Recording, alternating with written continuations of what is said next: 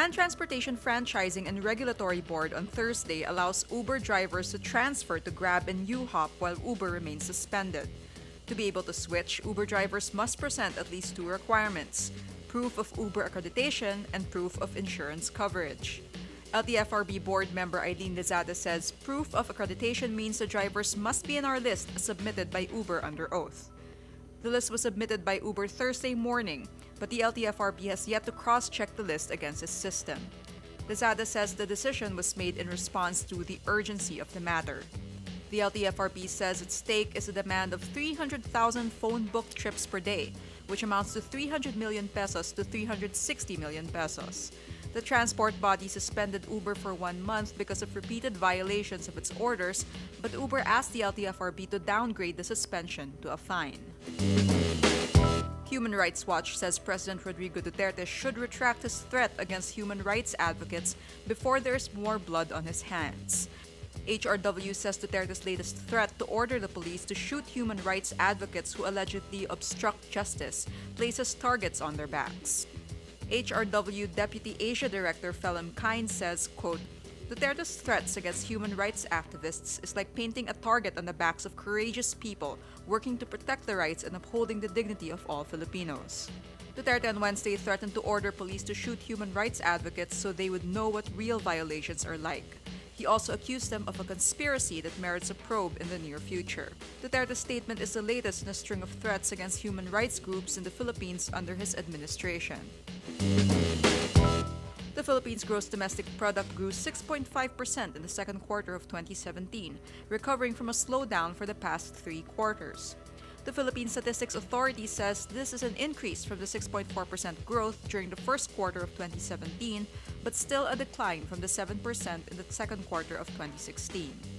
The country's agriculture sector grew 6.18% in the second quarter of 2017, breaching the Agriculture Department's forecast of 5%. Government spending went up to 5.6% in the second quarter of the year, from 4% in the first quarter. The 6.5% growth in GDP places the Philippines ahead of other Southeast Asian nations that have released their GDP figures for the second quarter. India, Malaysia, and Thailand have yet to announce their second quarter GDP growth.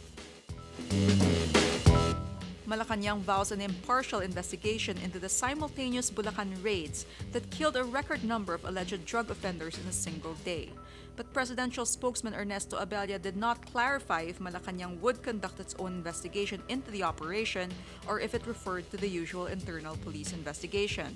This, a day after President Rodrigo Duterte praised the police operation that led to the deaths of 32 people and the arrest of 107 suspects.